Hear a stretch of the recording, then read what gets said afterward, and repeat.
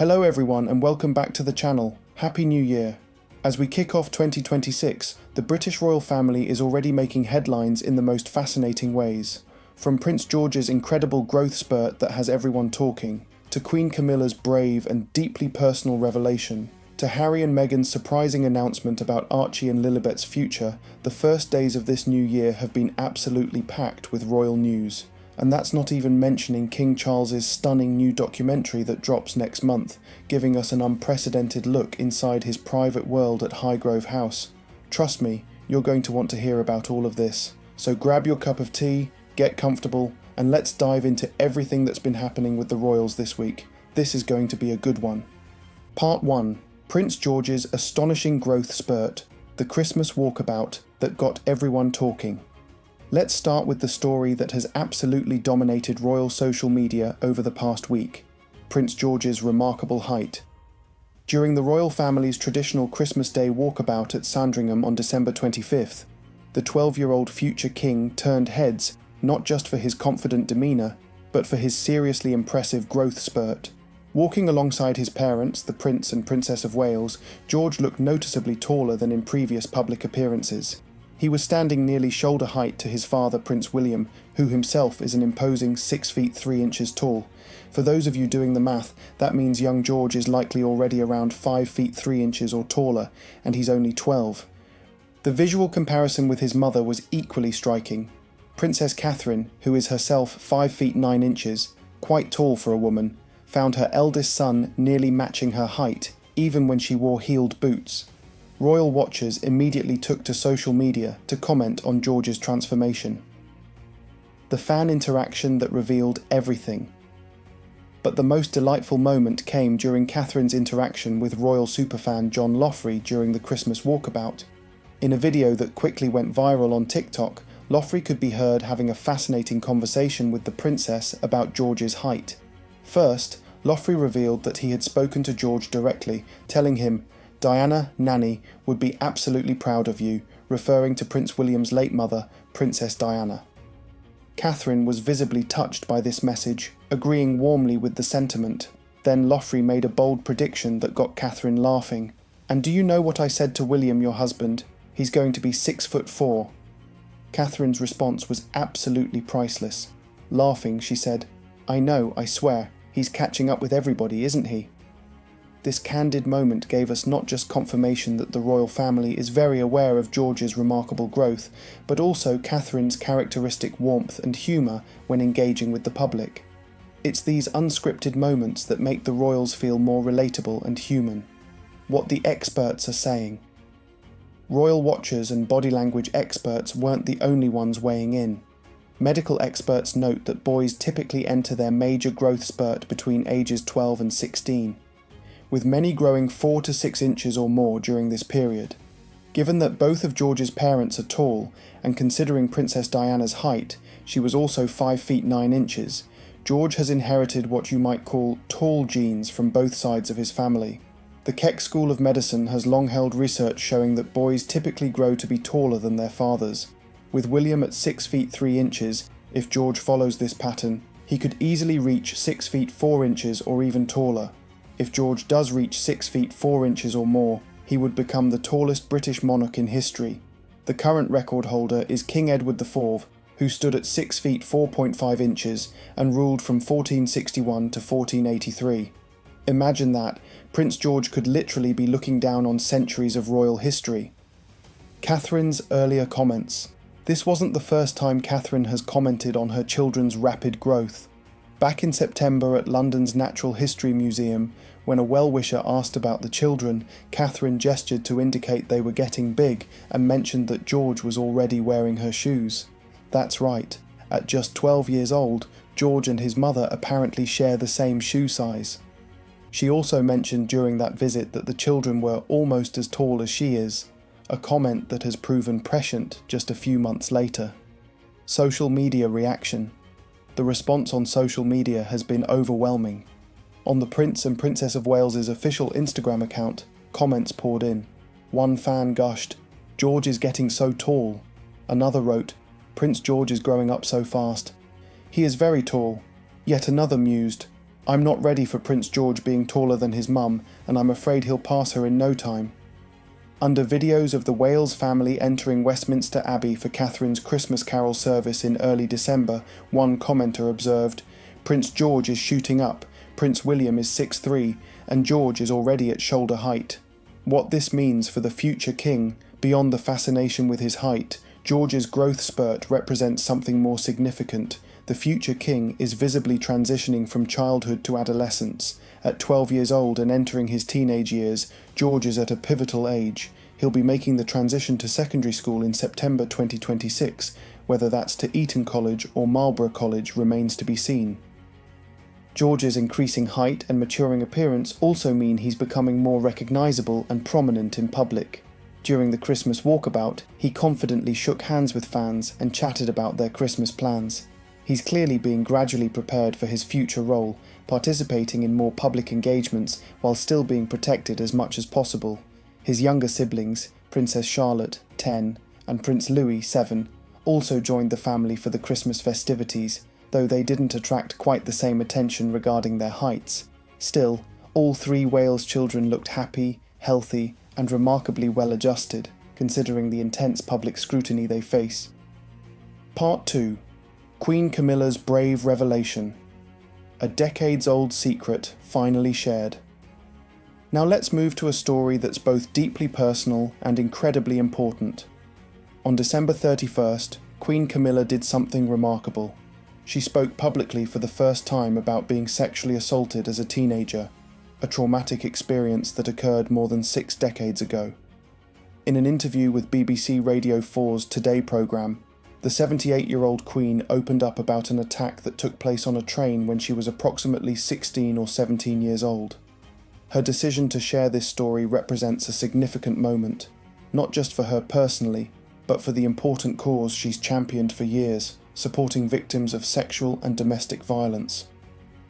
The details of the attack. Speaking with BBC racing commentator John Hunt during a special discussion about violence against women, Camilla described the incident.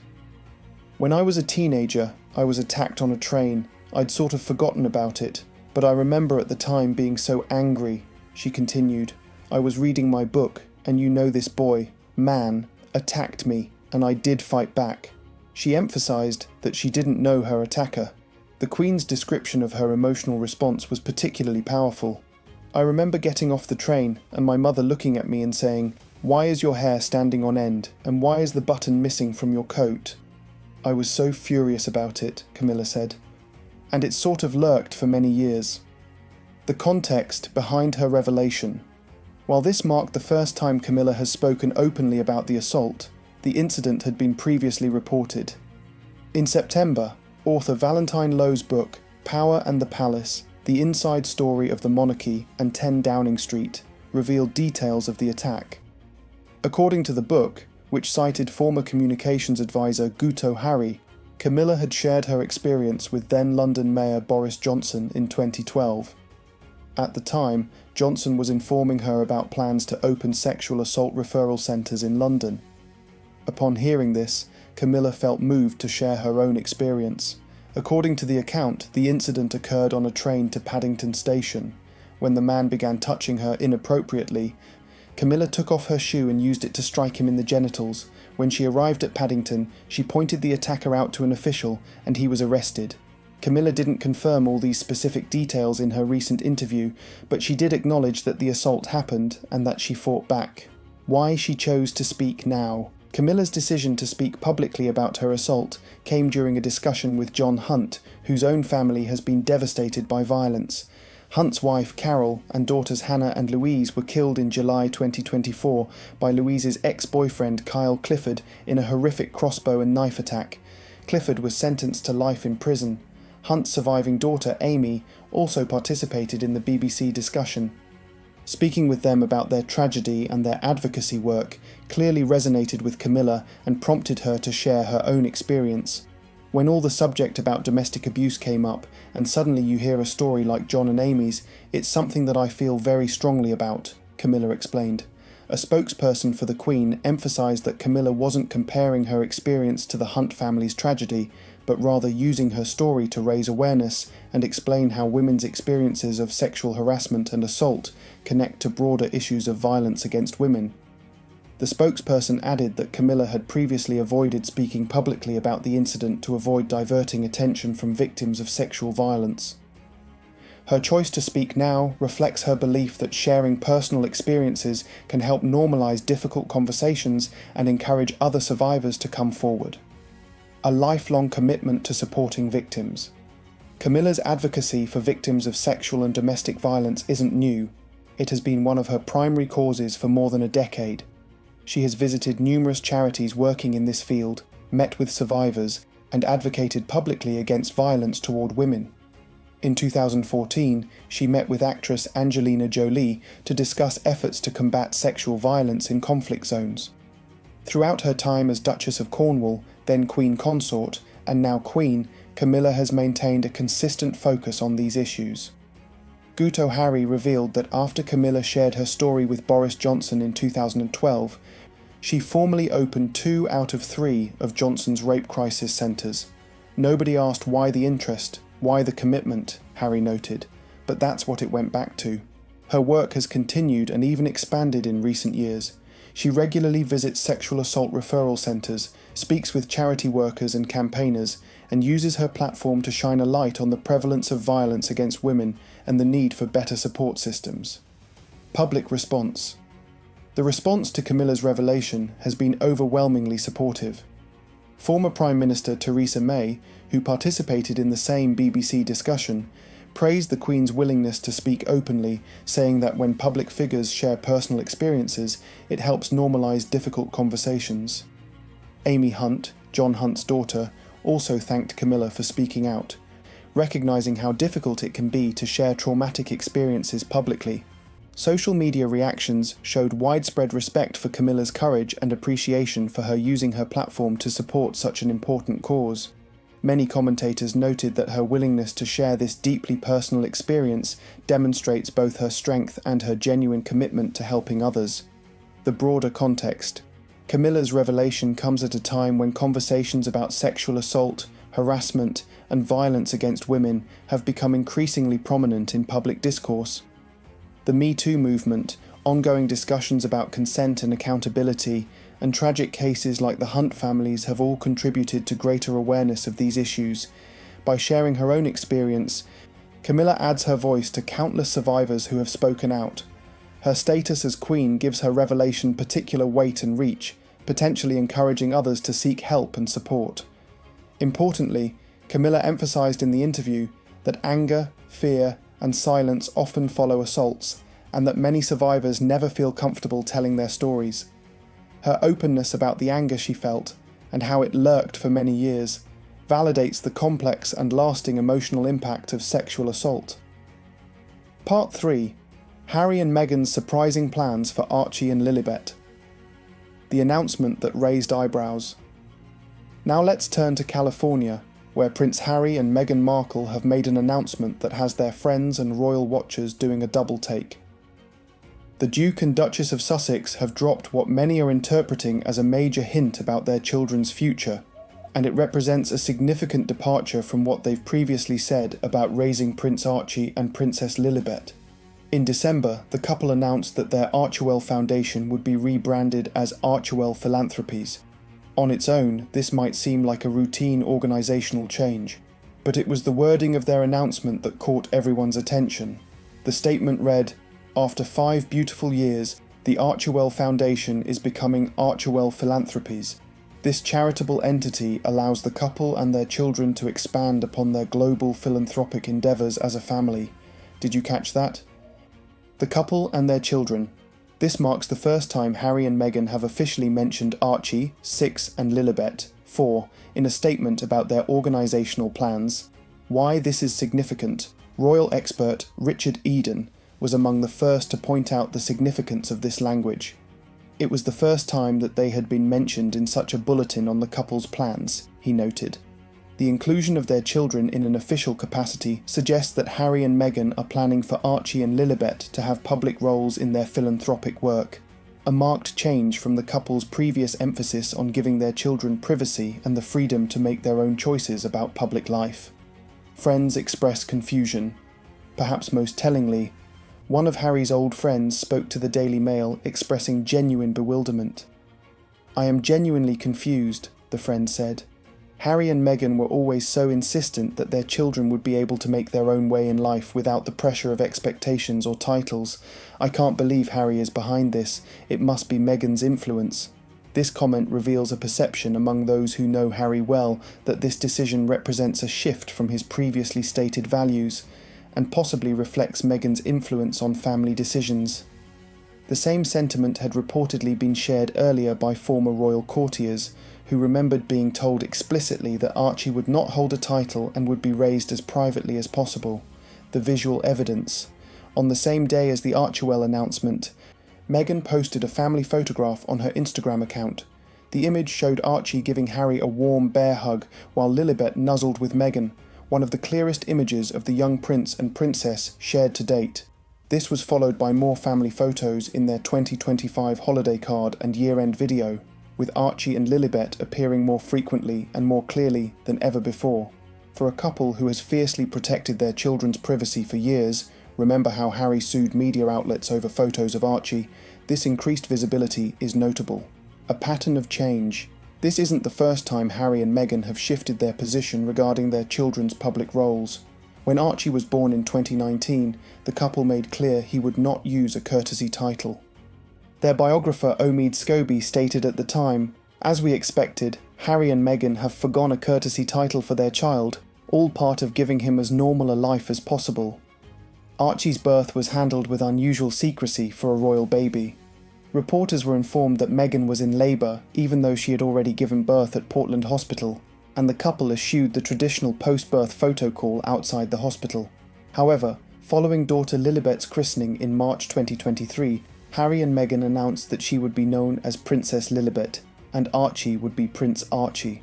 Royal expert Richard Eden described this as a radical change of heart. The children were entitled to these titles as grandchildren of the monarch, King Charles. But using them represented a choice, one that seemed at odds with Harry and Meghan's previous statements about wanting their children to live privately without royal pressures.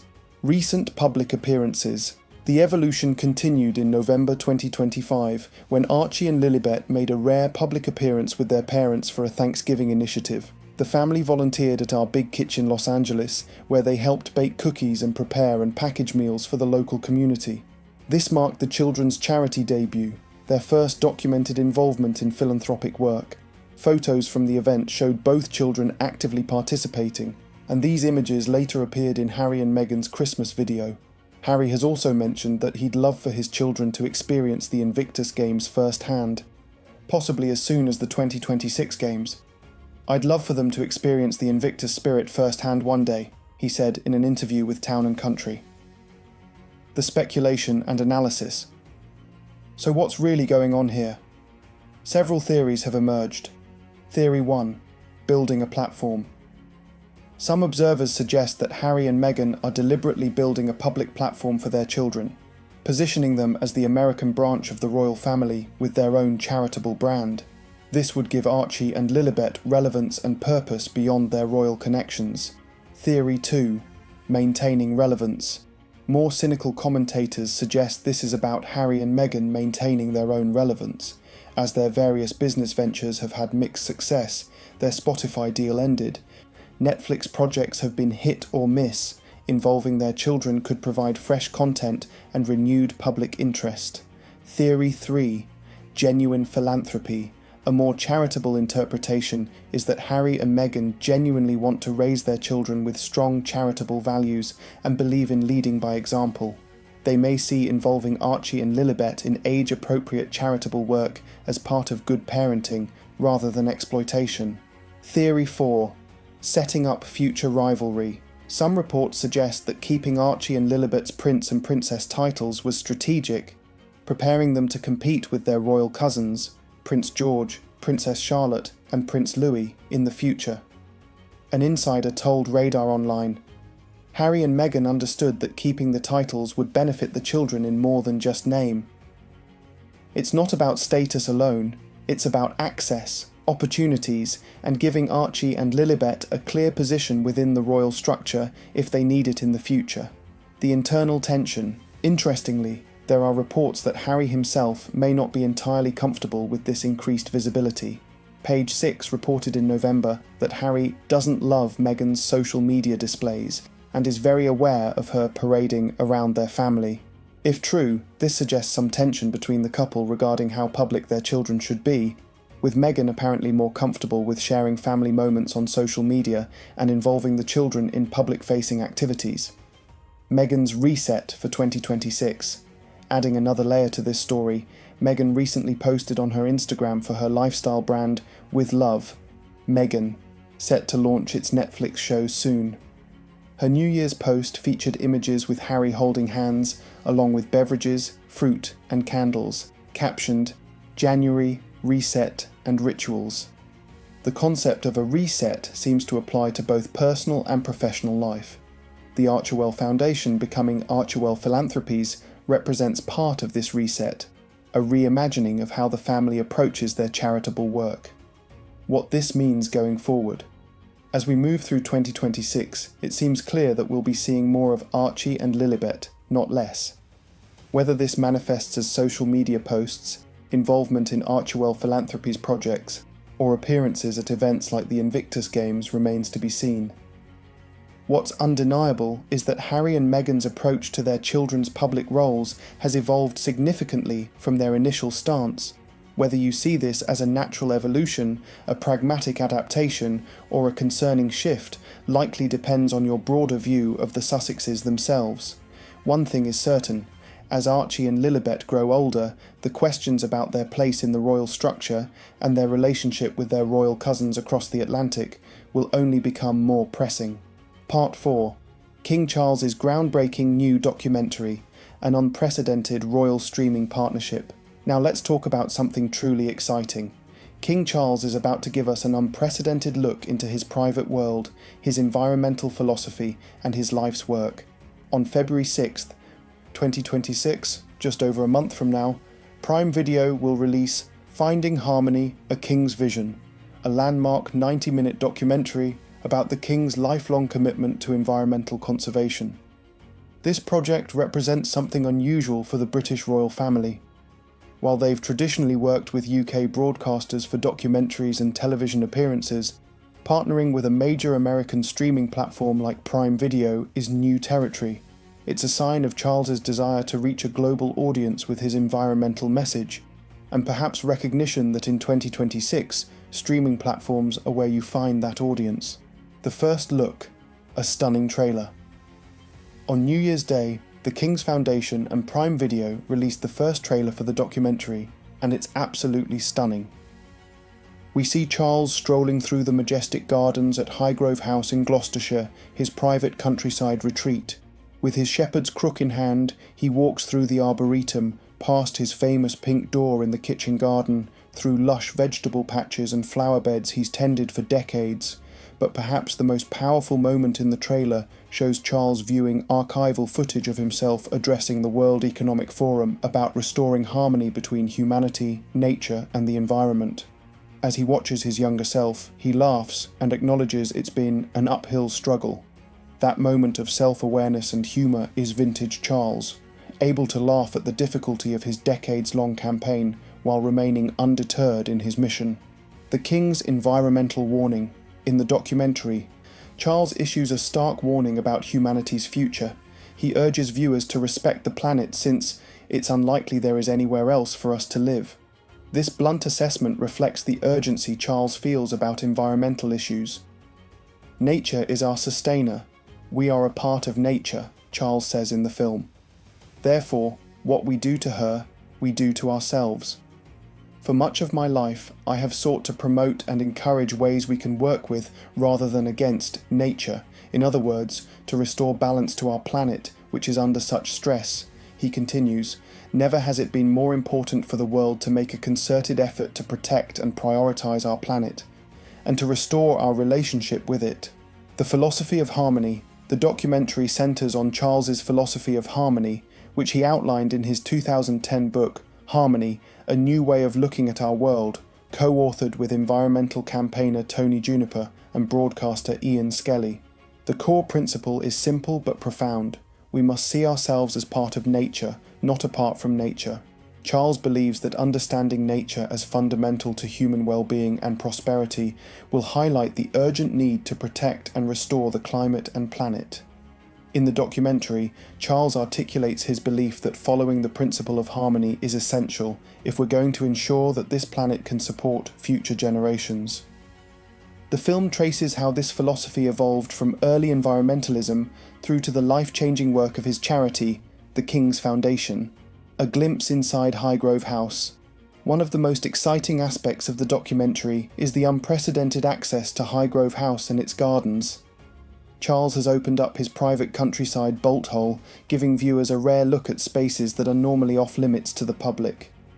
We see aerial shots of his vegetable patches in the kitchen garden, footage of him walking through the arboretum, and archival clips showing Charles as a younger man hedge-laying, a traditional countryside skill he's passionate about preserving. In 2021, Charles hosted the National Hedge-Laying Society's Patrons' Day at Highgrove and said, "As a teenager, I watched in horror as miles and miles of such a wonderful part of our countryside heritage were grubbed up and destroyed." His commitment to preserving traditional countryside practices is on full display in the documentary. While Highgrove is now technically owned by the Duchy of Cornwall under Prince William, Charles and Queen Camilla continue to use the residence as a peaceful retreat, and Charles remains deeply involved in the gardens, personally overseeing tree planting and tending to flower beds and vegetable plots.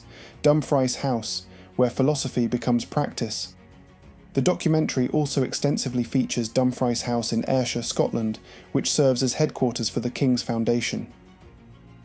Charles transformed this 18th century estate into a living demonstration of his harmony principles. The foundation helps more than 15,000 students every year learn practical skills rooted in nature and tradition, which they can then take back to their communities. Culinary courses, textile workshops, sustainable building practices, all are taught at Dumfries House. One inspiring example featured in the promotional materials is Tanisha Higgins, who spent 6 weeks in Ayrshire in 2024 as part of the culinary course at Dumfries House.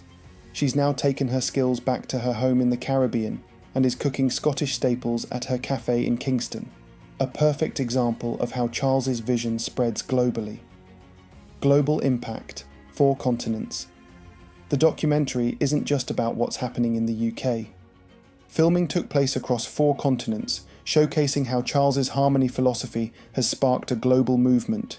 From the forests of Guyana to sustainable communities in India, from food production to urbanism, community regeneration to sustainable textiles and traditional skills, the film documents how Charles's ideas have inspired projects worldwide. Communities of all shapes and sizes are using harmony and the example of Dumfries House to produce transformational outcomes. Following Charles's belief that seeing is believing, the film offers a vision of the future filled with hope rather than despair. Kate Winslet, the perfect narrator. The documentary is narrated by Academy Award winner Kate Winslet, who became an ambassador for the King's Foundation earlier in 2025. It's an inspired choice. Winslet's warm, authoritative voice lends gravitas to the material, while her star power helps draw attention to the important message. Winslet has said it's both pleasure and a privilege to narrate the documentary, adding that she shares Charles's passion for protecting the planet and building sustainable communities. "I know audiences will learn, laugh, and feel inspired by what's featured in the film," she said, "and I hope the impact of harmony will be felt in years to come."